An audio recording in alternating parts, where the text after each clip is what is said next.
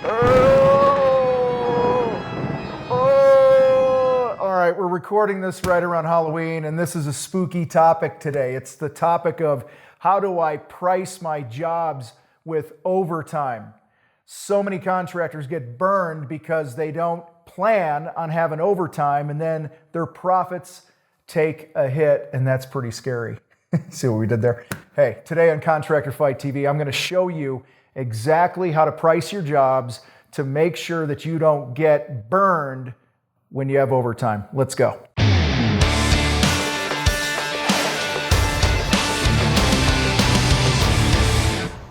All right, my friends, so listen. I want to talk about overtime here today, like I said in the intro.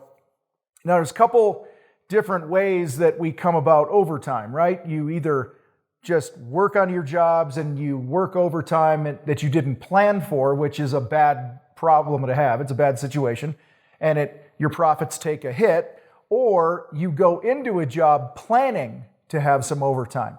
And so I'm going to look at a couple things here with you guys today that are important for you to know as you're bidding your projects. Now, I have a resource for you in a minute here. I'm going to switch to a screen share, and I'm going to walk you through how to use the spreadsheet that I'm going to give you guys, okay? And I promise you, this will protect you from going in the hole on your profits if you do what I tell you to do. All right, you could get that resource at thecontractorfight.com/job costing. Okay, you should always be job costing. Today I'm going to show you how to use this sheet to actually bid your jobs. All right, so let's check this out.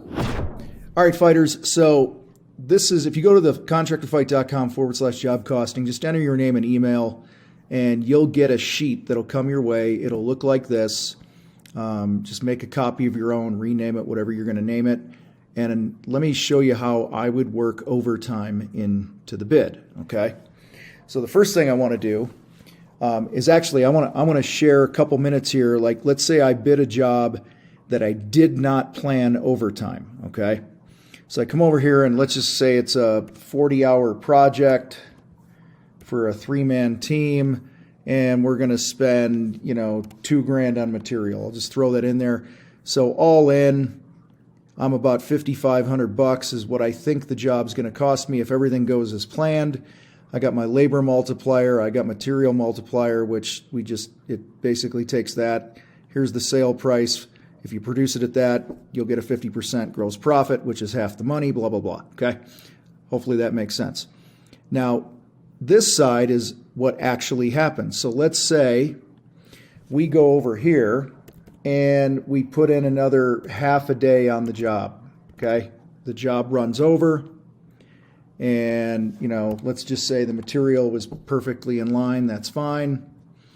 So instead of the job costing me $55.28, okay, it costs me $58.80 because I have these 4 additional, 12 additional hours here for the crew. But however, check this out. If it's, let's just say this Monday through Friday was, regular time and they had to come back Saturday, all right, well, these hours, the regular time here is still 40 hours. It's 4 hours of overtime per guy. So now it's a bigger difference here. And so instead of a gross profit of 50%, I have a gross profit of 45% because I went over budget on the job. It actually cost me $6,000 instead of $5,500. Cost me $530 more, roughly, than what I planned, okay? And that's if, it shakes out that way. All right, so that's the one scenario, right? Like if a job just goes over, and sometimes they do for various reasons, and you learn from it, and you have a project and you bid it differently next time, right? So now I'm going to take these out, and I'm going to show you how one of the things that we used to do with this project is if I knew we were going to, let's say I started the job on a Thursday. And listen, every state has different overtime hours. Some are, it's time and a half over 40. Some it's time and a half over 8 hours in a day. You got to know what's going on in your own state. All right. I'm just going to say, pretend it's a 40-hour job. All right. But I'm not starting it until like a Tuesday. All right. because Monday we're working on another job. Say we're finishing a job on it. Let me just do a thing here for you for visual. All right, you got a Monday, you got a Tuesday, you got a Wednesday, you got a Thursday, you got a Friday, you got a Saturday. Well, here I'm fixing, I'm finishing job 1 on a Monday maybe. I'm starting this 40-hour job here, okay, which is job 2. I'll just put a 2 in there. All right.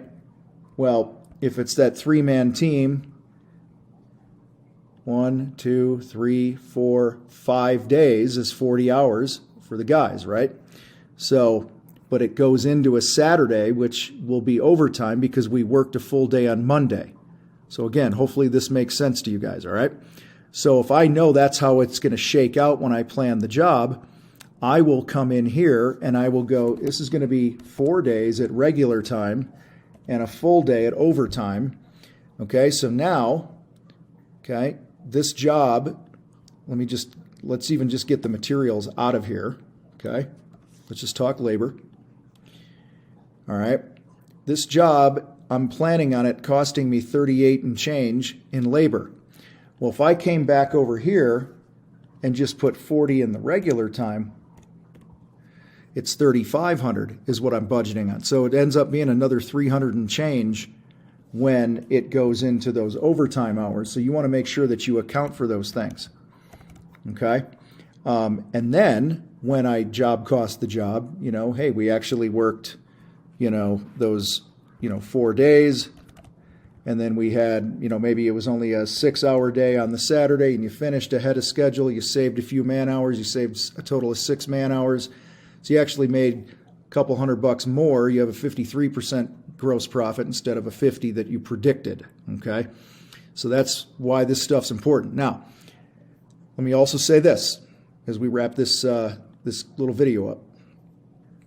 When you don't always know that it's going to shake out like this, I get it. It's construction. It's different. Okay, one of the reasons why we're pretty hard-lined about the 50% gross profit rule is like the example I showed you at the beginning of this. If you didn't account for the overtime and you ended up doing the job that went into a Saturday and overtime, we didn't take a beating on the project, okay? Meaning, let's just go back to this, all right? Hopefully you guys are keeping up with me here. I know I'm all over the place, but so I'm planning on the 40 hours a guy, and let's just say I'm bidding my labor,